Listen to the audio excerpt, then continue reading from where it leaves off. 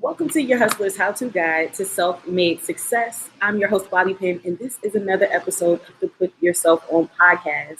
I'm so excited to have with me multi-platinum, top-selling, hip-hop legend, St. Louis icon, Chingy.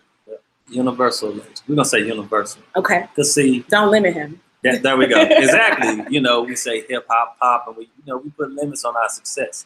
And when I came out, it started urban, but then it just went urban.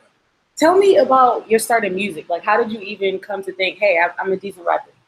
Actually, how I started music was, okay, first off, we have to give that credit to Michael Jackson, may he rest in peace, because as a little bitty boy, I seen Michael Jackson entertain. Mm-hmm. So I was like, that's what I want to do, entertain. And so he's a great performer as well as a great vocalist, yeah. Michael Jackson. Yeah. And so that's how that started. Then, hip hop, the different genres of music. My first two favorite rappers was Eazy-E and DJ Quick. Nice. May Eazy-E rest in peace. And love LL Cool J, Run DMC. I grew up in a household, Marvin Gaye, Isley nice. Brothers, Anita Baker, and Aretha Franklin. You know what I'm saying? So I got some of everything. But yeah, just those are people who inspired me and made me want to take it serious. You know what I'm saying? And so that's kind of how I caught the book. Okay. So tell me about going from this is an aspiration, I'm a little kid, I'm singing into the brush in the mirror to all right, I can take this seriously. And what steps did you take initially? Okay, so what steps I took initially? At the age of 7, 6. Now keep in mind this is like 86. Mm-hmm. And so I started writing my own music, trying to write my own music. And of course it was about battling. Okay. Because, I kind of grew up on that. Like pop, like B-boy? Yeah. Okay. Yeah, like B-boy battling, talking about people's shoes and, your mama. Okay. Start battle rapping. And so that's where it started. Then it kind of progressed as I got wiser, meaning older, like 8, 9. I started 8 and 9 is wise. Figuring how, I say wise, I don't say older. Okay. It sound like you're deteriorating something when you say old. Okay. But I started 8, 9 years old. I started writing my own songs formats. I started trying to learn how to format songs, verse, hook. Yeah. And so I started doing that. And then when I was 9, actually in my neighborhood, I had an older cousin who was in the streets and had some money and stuff. And another guy named Kilo Manson, may he rest in peace, was a dope MC. They were putting together, my cousin was trying to start a record label. They was putting together this mixtape. And Kilo had 5 records on there.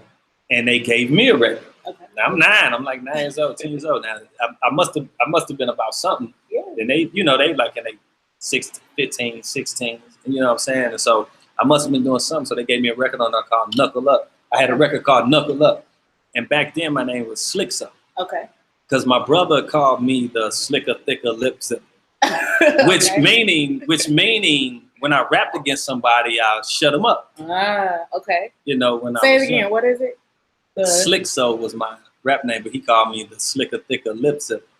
The sickest. The slicker, thicker lip zipper. Wow. Okay. So yeah, and I actually still remember that part of that first verse from. I was 9. So I know you about to spit it for us. Yeah, right? I'm gonna tell y'all this something. I was 9 years old, so it was like knuckle up with a smooth pace. I'm beating like hard bass. You thought you was hard, that's why I'm taking it to your face. And I'm not the type to give up on a smooth beat. I'm coming through the doors, breaking and shaking concrete. I'm low top, and all these simps get choked out. Capacitate the room and everybody get smoked out. Now keep on stepping and keep on creeping. It's 2 feet on the stand. The mic is the weapon in my hand. So when you see me, don't buckle up, buck 'em down, knuckle up, dirty little scoundrels in effect. Nigga, what's up? Taking the time to write around and do what you like. Rehearse the verse, I get it down, packing and grab the mic, kicking the flow, and I compose like Mozart. I got on my boots, Dickie suit, and my Carhartt. Rapping for years, I mean many ages. Got so much clientele, you find my number in yellow pages. Smoke 'em and joke 'em, break 'em and take 'em, I broke 'em low.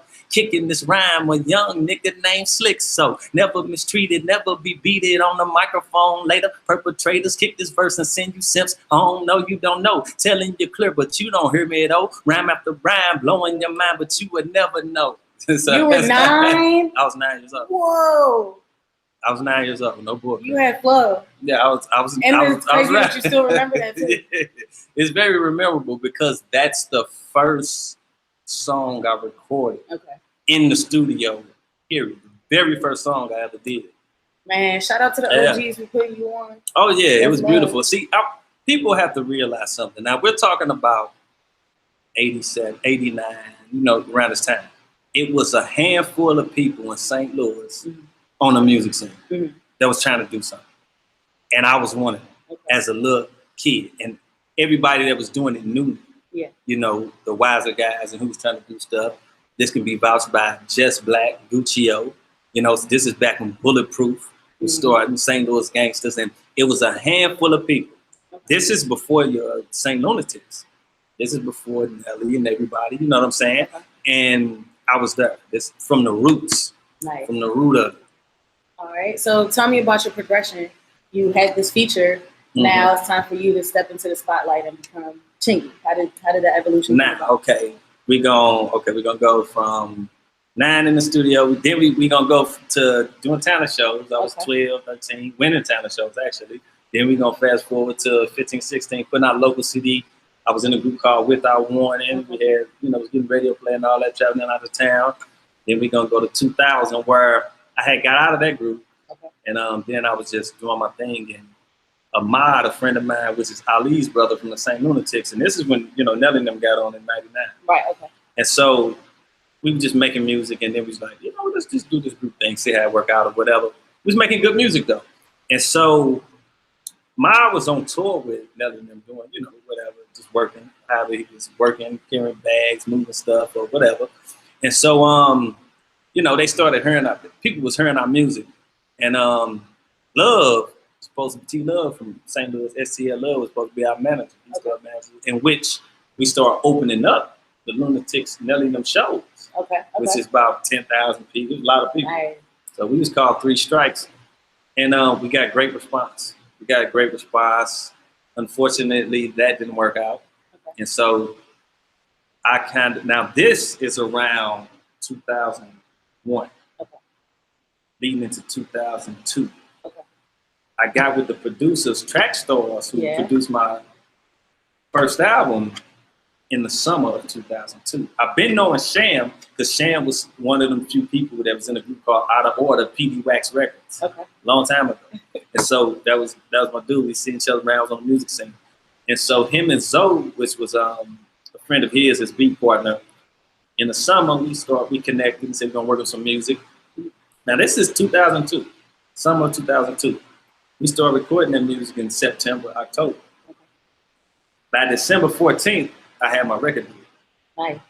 And so they knew Chaka Zulu, who was the owner and manager of Ludacris, Disturbing the Peace. Down in Atlanta.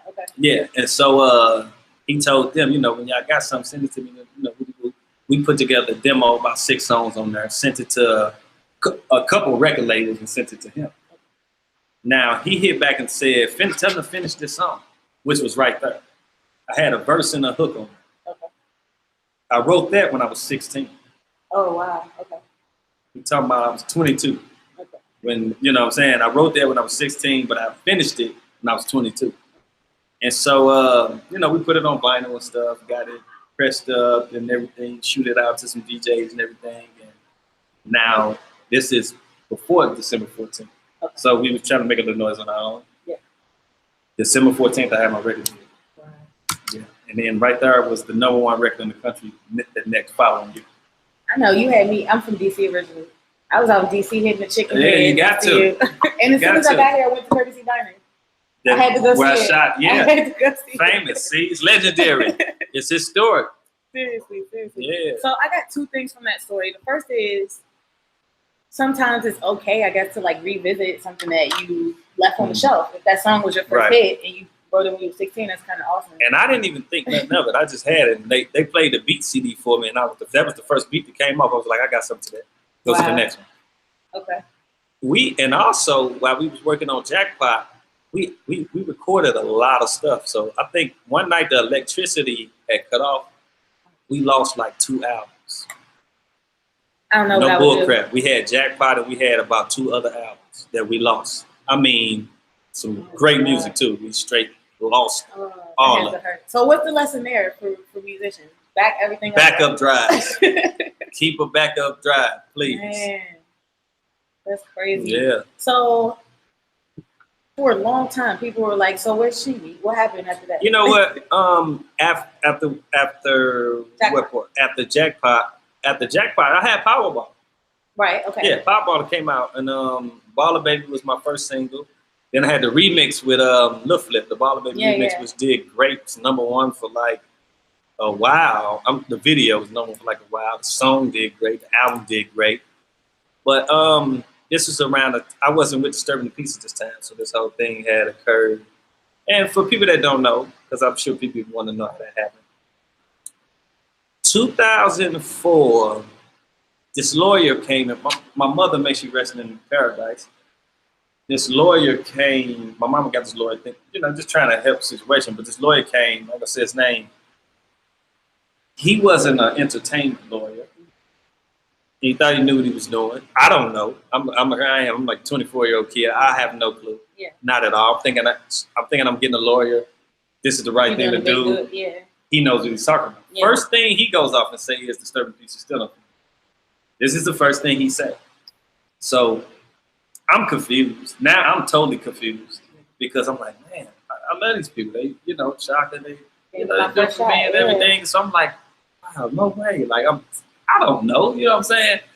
So we have a big meeting and everything, Shaka and them there, Disturbing the Peace staff and everything, and Shaka asked me like, man, I have to do something to you. I'm like, no, I don't know. I'm confused. You know what I'm saying? And the lawyer, he kept saying it. He kept on with that. So I'm still confused. So after that meeting, things kind of just slowly kind of separated. Yeah, things kind of slowly between me and them. The lawyer had eventually got rid of him. He was just messing things up. And so the record label, the reason Powerball, it was still a success, but I came out with 1 single and a remix. That's it. And I had great records on that. 26s with Lil Wayne. Don't Worry with Janet Jackson. Leave With Me with R. Kelly. Bun B song. It was dope. Yeah, it was dope. They didn't know what they were doing. And so it kind of just failed. That project, it was still successful, right? But it could have been more successful. It didn't get the push it probably should have. It did not get the push it should have. And so at that, and they didn't listen to us. Yeah. They didn't listen to us when we say, let's put this out and do this. They just doing their own thing. It's European people. But and so after that, I mean, it was Disturbing the Peace under. Like it was a. They was definitely okay. It was under definitely. I was with Cap. Oh, okay. Yeah, 2 different entities. And so after Powerball and everything, progressing, I still had Pulling Me Back came out. Right. My third, that was the #1 record. Yeah. You know what I'm saying? #1 video. So it ain't like that now, yeah. It ain't like I was falling off. It was nothing to do with that, but it was a situation where the company was more, and I'm talking about Capital, they were used to rock bands and pop, like, you know what I'm saying? They were used to this type of stuff. They didn't know how to promote the hip hop or whatever you want to call it. And so it was a struggle and they didn't listen. And so, but we were still going. We were still doing what we had to do. #1 record, Jermaine Dupri. Jermaine Dupri is somebody I used to try to get signed to when I was 12. I used to go to Atlanta and look for him. Because Criss Cross was Chris Kelly, rest in peace, was one of my favorite young groups. I used to try to be like that. Oh yeah, those were my guys. And so Jermaine Dupri, that was a dream come true. Making a song with Jermaine Dupri and having a #1 record. Yeah. It don't happen often like that. You know what I'm saying? And so I really appreciated that. And this is the time Capitol started sinking, 2006, and was doing a lot of revamping the Capitol. And I got caught up in that sink. So people have to understand, a lot of people think he's missing. No music out. Don't hear him on the mainstream radio. This isn't that. They forget the business part. Stuff goes on. And so Capitol was sinking, replacing a lot of people. I got caught in it. And this is around the time I bumped into Ludacris and Shaka and them in Vegas. everybody wanted to sit down and talk. Okay. A mutual friend. How much time had gone by? This is 2006. Okay. So we're talking about 2004, 2006. Okay. A mutual friend was like, you know, jackpot here, man, y'all should talk. So we talked. We went in the room to talk. We situated everything, and after that, we, you know, went party and chilling. And then we talked about it, and that's when I was re-signing back to the Disturbing Peace Def Jam. I had talked about it with my lawyer. My lawyer was like, yeah, you know. New lawyer. New lawyer, entertainment lawyer. Okay. So he was like, you know what, that ain't a bad idea. What you do, this, and that. But I shouldn't have. I feel I shouldn't have done that. I should have let bygones be bygones. We good, we cool, but I don't think I should. There was a lot going on. They were trying to be new artists. Things was getting unfocused, and it was just, you know, every which way, and things didn't get promoted right. You know what I'm saying? And that's in 2007. I came out with Fly Like Me with A. Marie, which is a great record. Yeah. Great record, yeah. But at the time it was wrong. And so it didn't do as well when the album dropped. And I remember L.A. Reid. We going to a meeting with L.A. Reid. He was like, what happened? He was talking about Disturbing Peace. Like, what happened? What did I do? What was this, and that? He was upset with them. Not with me, because he was like, y'all just threw it out. Like, why didn't we get Chingy with Rihanna? Why didn't we get him with Jay-Z? Why didn't we get him with, you know, and this is stuff I was asking myself too, like, you know, because I wanted to work with especially people. Following up after Powerball. Yeah. Hood Store. That was named my third album, Putting Me Back. Okay. And so I was just like, you know what? All right, well, I stayed in Atlanta around this time. This is where I was living. I kind of got tired of the music, the business. I was getting tired of it, you know. And so I told Ludacris, I was like, man, I don't want to start teaching food. Right now, I just want to eat to myself. I don't really want to, you know, for real. Yeah. I told him this, and we talked about this. Next thing you know, he's dissing me in the song, subliminally. Somebody dropped me in interviews, using it as some type of strategy. And I'm like, there's still go. And then so a mutual friend of ours sent word. He sent word through a mutual friend of ours, like, tell Chingy don't trip off this. Now this is real. Yeah. What I'm saying, this is real stuff. You know, we cool now, but I'm just saying this is what went on. And so after Hood Store, no. Love It or Hate. Hate It or Love It. That was my fourth album. Okay. Hate It or Love It. Got off Disturbing Peace. This is, you know, 2008-ish, 09-ish. Then that's when this person decided to allow me with this woman. I'm sure everybody, you know, probably heard something of it. I was going to get to that, yeah. Yeah, we're just going down the line. Right. You know, so, which is false. Okay.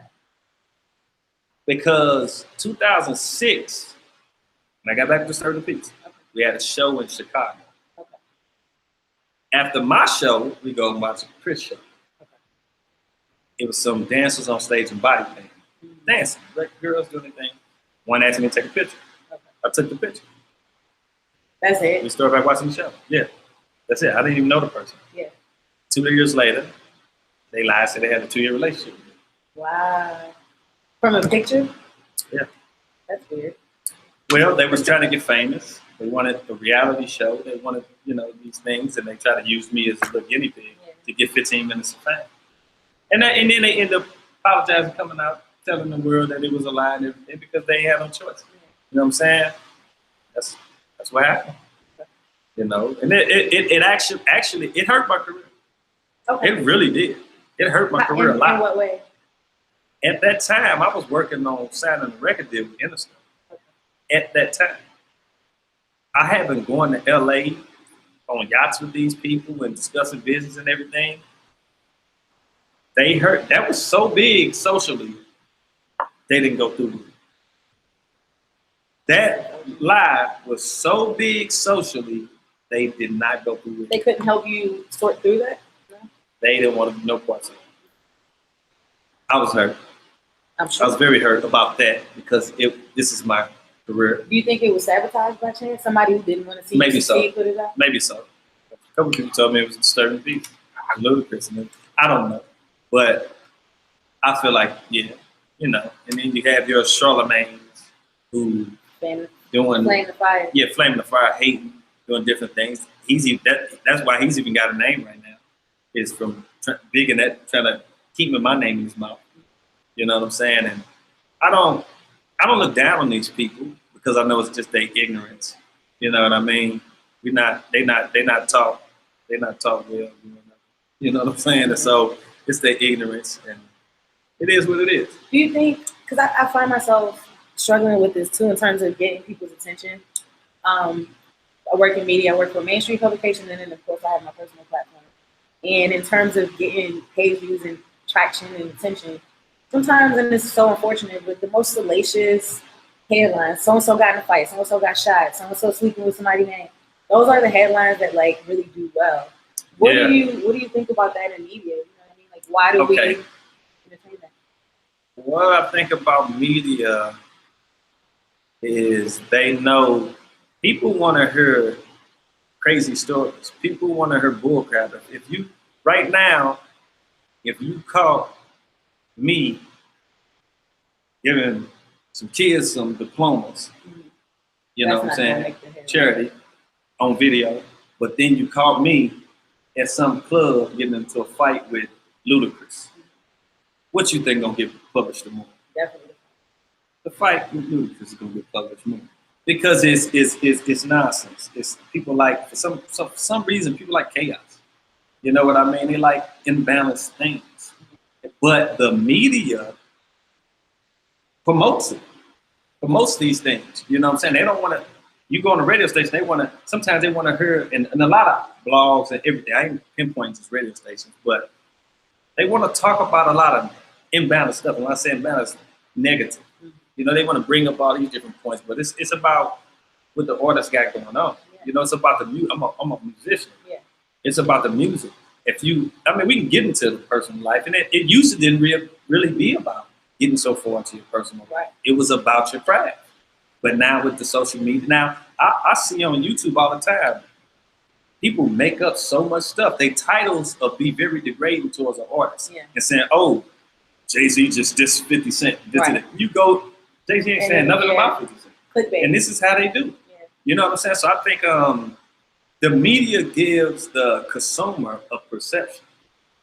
And that consumer listening to the media, and if they keep getting fed this, if they heard from one radio station, then heard from this blog, then heard from this media magazine outlet, they start to think that it's true. They start to take some type of belief in it. They start believing it, like, oh damn, that must be true. And even if it's not, then let's say the artist say something.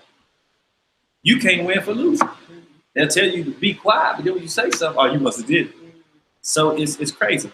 And yeah, and the media, like I said, the media gives the consumer the perception. Now, I always say in life, everybody writes their own book of life. You know what I'm saying? I'm writing mine, you writing yours. You can write me in your book as this certain type of character. You can say, oh, Chingy, I don't like him. He's arrogant. You don't like kids or whatever. That's your perception of how you want me to be in your book of life. It don't mean it's true. Right. It do not mean it's true. You know what I'm saying? And so that's what's going on. You know what I mean? A lot of people do and say things about other people to please their mentor, to make them feel good about themselves, as if, oh, I know I messed up, but they messed up too. Yeah, I just brought this person down to my level. Right. Especially they like to do it with celebrities, because celebrities are considered stars and are considered to be some type of higher class than normal class people. And so they like to pick at them and try to bring them down. Yeah. So I like what you said, though. Just, I guess it sounds like the advice out of that would be focus on your truth. And you can't, control other people. You got to focus on your truth. I mean, for every truth is a half truth. But be authentic with yourself and just keep it real with yourself. Stop trying to please everybody. You can't please everybody. This is one thing I go by is life is duality. Life is polarities too. Yeah. You got a hot and you got a cold. Yeah. It looked like it's two things. Right. You may think hot and cold is two things, but actually it's one thing. Right. It's just degrees in between that makes it different. And so it's always going to be a like. It's always going to be a dislike. It's always going to be a love. It's always going to be a hate. You dig what I'm saying? It's just going to be there. People need to stop worrying about that. That worry is a dis-ease. When you worry too much, that's a dis-ease. You can get ill from it. Yeah. So stop worrying about who hating on you, who dislike you. It's gonna be there. Yeah. You know what I'm saying? So I would stop worrying about it. Definitely. So fast forward in 2018. 2018, yes, ma'am. Fast forward to 2018. If you want to check out new music from me, you can hit up chingy.co.com. You can hit up fulldeck.com. FULLDEKK.com. Okay. That's more of the record label side. Okay. The full independent record label side. Chingy.co is more of me as the artist. Okay. And you can get merchandise there. I got their mugs, coffee mugs. I got their t-shirts for men, women, and children. You can get the music on there as well. And, you know, I'm working on this, my own online store. And so I'm working on getting more products on there. You can hit me up on my social networks. It's at Chingy Full Deck on FULLDEKK on Instagram, Twitter, and Facebook. Chingy Jackpot 1 on Snapchat. And so, and hit up my Vivo page, my Chingy Vivo page. Check out the new video. And I'm just grinding on the road, just working and stuff, man, and just staying alive. Okay, I definitely don't want to glaze over this. Tell me about the perfect. The decision to, and the reason behind establishing your own label this time. You kind of gave us your background and your journey in the established industry. So tell me about you deciding to venture into. Me deciding to venture into being an owner of own independent label. Yeah. I always wanted to do that. That's always something I wanted to be a part of, and trying to be an owner of a company, be an entrepreneur, and trying to help others if I can. I don't make promises, but try to help others if I can with Full Deck. And right now, we're rebuilding my brand, rebuilding me. So I'm not necessarily really focused on signing nobody. Okay. And then right now, because I feel like don't be sliding in his DMs. Yeah, well, they do that, and I don't mind. I don't mind checking people's guys or hearing what they got to say. You know what I'm saying? Because you never know. Yeah. But right now I'm kind of focused on rebuilding the Chingy brand. Yeah. But I always wanted to have a record label, have a company. Yep. Full Deck is actually a lifestyle. Like I'm into like destiny cards. Yeah. I'm into like numerology and stuff. How did you get into that? I kind of dabble in astrology, as in astrology. I got a degree in astrology actually. Really? And in numerology. Tell me about that. And I've always been one of them kids, the stars. Pay attention to what's up there, and wanting to know its relation to down here. Yeah. And so as above, so below, I know it's some type of connection. And so just being into like mathematics and numbers, knowing how numbers carry different vibrations and frequencies. And so that's what got me kind of into numerology and astrology and dealing with. And that's what Full Deck is based off. Full Deck is based off numbers. Yeah, that makes sense. You know what I'm saying? So it's not just me saying, oh, record label Full Deck. Right. In numerology, everybody. I'm picturing like a casino. Yeah, it was me being Chingy. Yeah. You know what I'm saying? It all relates though in some way. So in numerology, like you have I'm an ace. Okay. My card is an ace, and an ace represents transformation. Okay. Death of the old, rebirth of the new. And when I look at that, that's why I'm always going through these spiritual and materialistic struggles. Because if I get too materialistic, spiritual side will bring me down and bring me back to realization. And so I'm an ace, and that it represents transformation, death of the old, rebirth of the new. And so my life goes this way. That's why I have so many. It's so many ups and downs. Yeah. It's up and down. I told you, life is about polarity. And so everybody have a card. Everybody have their life card. How do you know what your card is? What's mine? You have your birthday and your name. Your birthday, I have to situate and reduce the number to your birthday, and then it's a couple steps to it. So next time that's how you know. You're gonna have to go over my astrology. And it's very interesting because it's real. And so Full Deck is based off life. It's a meaning to it. It ain't just Full Deck cards, and it's a meaning to it. Why I named it. I'm glad I asked that. So I believe I read somewhere that you have moved into the tech space. Oh yes, ma'am. As far as the tech space goes, dealing with friend of mine I met through my DJ Snow, Bob and Voice XP. They created a software for Amazon Alexa, which was called the Amazon Alexa skill for artists. Right. You know, so the Alexa skill, you can, hey, bring up Chingy's video, bring up Chingy's album. Tell me some facts about Chingy. When is the next show? Will he be in Australia? Where's Chingy eating these days? It's like your own personal assistant. Okay. And so I was like the first artist to really attack that platform with Voice XP. And so we just got in business. I was standing out. Because you've been on Humble, that's dope. Yeah, no, that's pretty cool. What inspired you to do that? I feel like I come across two types of people who I guess aren't specifically millennials. And it's either people who are watching what's happening and they're open and willing to evolve and keep up. And then I watch people who like completely reject it. Like, I don't understand it. I don't know what it is. Radio has always worked like this. TV has always worked like this. That's just what it is. So like, what is it about closed-minded people? You got people who don't like to go out the box, outside the box, and invent and think different.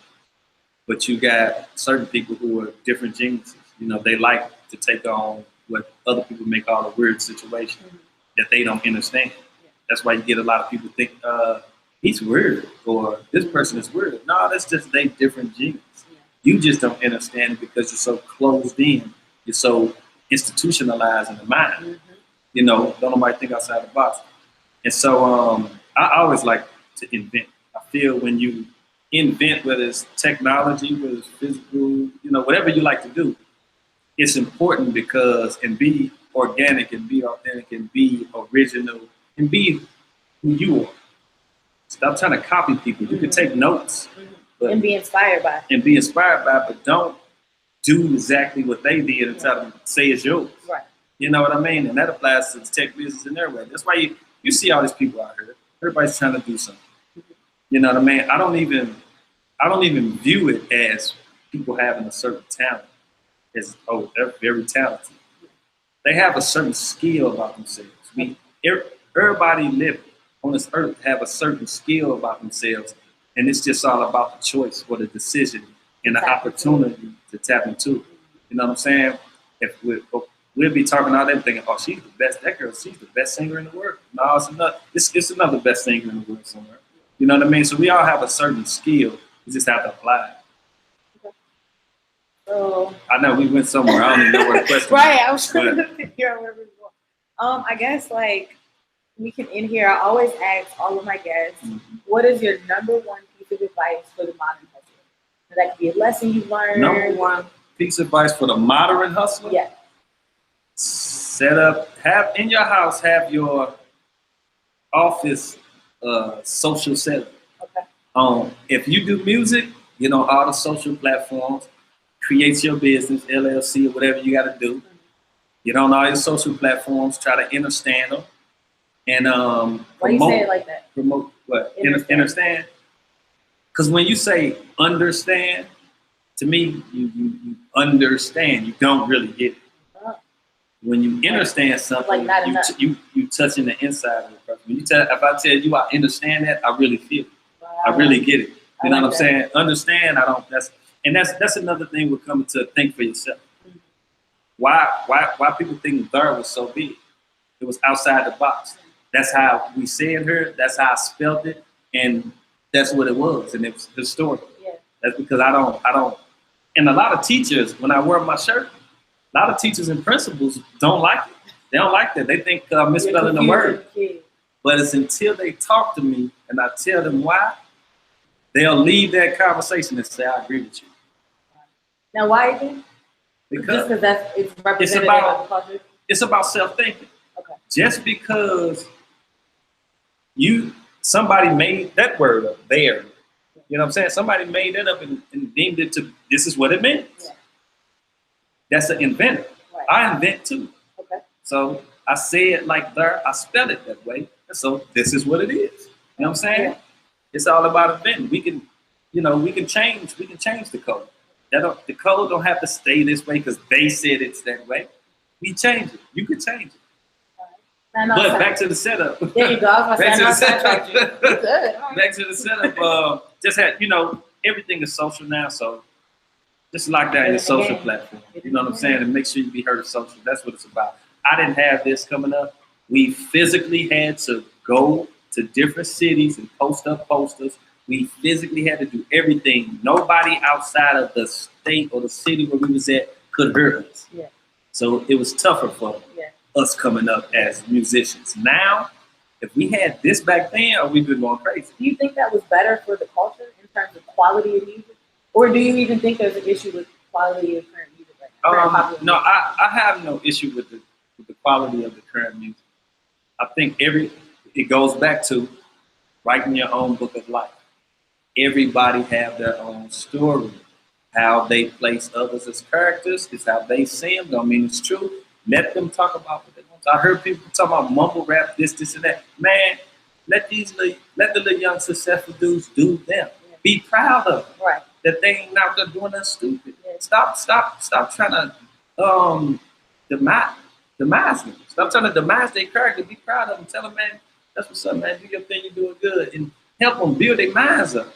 You know what I'm saying? And keep turning them down, talking about them and saying this, and that, and you don't even know them. You know what I'm saying? Especially if it's an adolescent, a younger guy versus a wiser guy, and the wiser guy is just hating on him and talking about because he's doing his thing and he's younger, and you mumble rap. Man, forget that. Be proud of the little dude and let him do his thing. We need more presenters in that way. You know what I'm saying? I don't consider myself a role model or anything, but I like to help. When I see a little young dude going a different way, maybe get into the streets, I want to talk to him. You know what I'm saying? See why he choose that. You know, what's his goals? You know, try at least try to divert him to something more balanced instead of just letting him kill himself. Would you say music saved you from that? I keep hearing, like I said, I'm only a year into St. Louis today. It's so brand new. And I keep hearing that, especially in the summer. Heard. You keep hearing.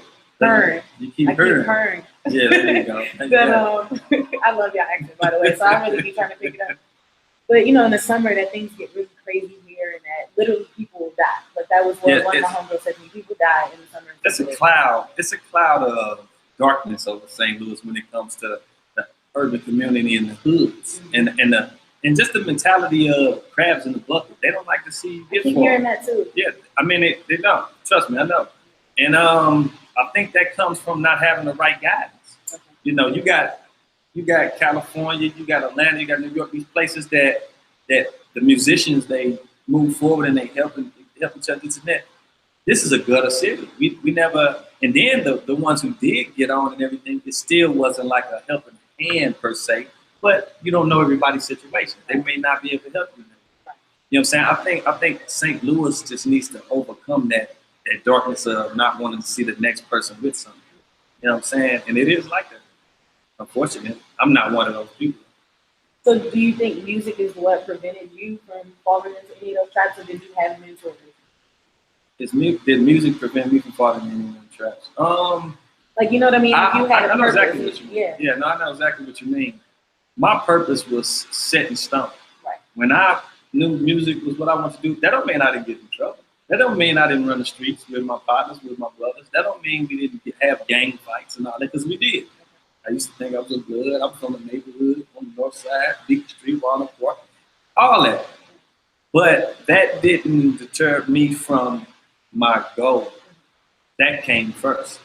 When you're young, when you're a teenager, you're young, you're going to get into stuff. Yeah. Figuring it out. Yeah. It's all about knowing balance and imbalance. Like I said, it's all about polarity. It's all about, you know the consequences of this if you do it. You know the consequences of this if you do it. What you gonna do? You know what I'm saying? It's about choice making and decisions. You got to know how to make decisions. And I think that's what it's about. And you know, listen to your inner voice. You know, if the inner voice telling you don't do it. It's 9 times out of 10 it's right. It's like okay. For instance, it's just like your mind. You can see it there when you thinking about it. You see it. It's something there. What is it?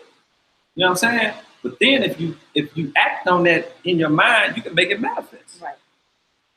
So if the voice tell you don't do that, don't do it. You know what I'm saying? Man, this was like awesome. First off, like I said when I greeted you, I've been a long time fan. Low key had a crush on you. So like listening to your music and just kind of like watching your videos to meet you and actually talk to you. And I picked up on some of your Chingy-isms, so I came up with like a concept. Chinglish. Look, he already got a phrase for it. Chinglish, that's what we call it. All right, Chinglish. So, I was picking up on your Chinglish. You're very insightful. You're very intelligent. You're very self-aware. And I'm just honored that you shared that with me and with all of my pen pals. So, yes. So yeah, you already told us where everybody can keep up with you one more time. Social media at Chingy Full Deck, FULLDEKK. You want to check out my new music and get you a their shirt or a their mug and check out the new music. Chingy.co, not com, co, C-O. I got my label side, fulldeck.com, so you can go there. There's music on there too as well and different stuff. And so yeah, and that's how you reach me. That's how you get in touch with Chingy. Now, I need people to know you have to support the independent artists. Yeah. They always thinking because the major record labels, they supposedly, they the major record labels that you don't really see all of what you think you see. You know what I'm saying? The artists don't get all of it. The artists sometimes get treated like crap. And so if the artist is independent, support the artist on an independent level because they reap the real benefits from it. You know what I'm saying? And a lot of consumers don't do that because the title of having a universal or something on it, that's the big picture to them. When actually this artist has got his own little situation going, and that's how they really eat. Sometimes you can get messed over at the labels. Nothing against the labels, but this is just the reality of the steps and knowing the contracts, knowing what you're getting into. You're better off independent, especially these days. Artists can control their whole career, and you just got to know how to do it. But we need more support from the people supporting the independent artists. Yeah. You know what I mean? So your favorite artist, the artist you love that's independent, support them, and try your best to support them so they can keep their craft going. Because like I spend a lot of money making music. You know what I'm saying? And so when you put out independent, if it don't do nothing, cool. Because I'm compassionate about it. I don't do it to make money. I do it because I'm passionate about it. Money comes third. Money comes back. You know what I'm saying? And when you do it because you're passionate about it and love it, that'll come. Yeah. It'll come. You know what I'm saying? But you still got to put forth some type of effort. And I think people should just start really supporting the independent artists. Not saying that just because I'm independent, not on a major label or nothing. But I've been doing this. Yeah. You know what I'm saying? I got the major deal and this and that, but I've been doing this before that. Yeah. So it's never going to stop. Yeah. So even after that, I'm still going to do it. You know what I'm saying? Right now. Yeah. I love it. Everybody, put yourself on podcast. You can catch us every single Tuesday. Put yourself on podcast on SoundCloud, Facebook. You can also check it out at thebobbypin.com. Make sure you check out the Put Yourself On supply closets. You can shop Put Yourself On at thebobbypin.com.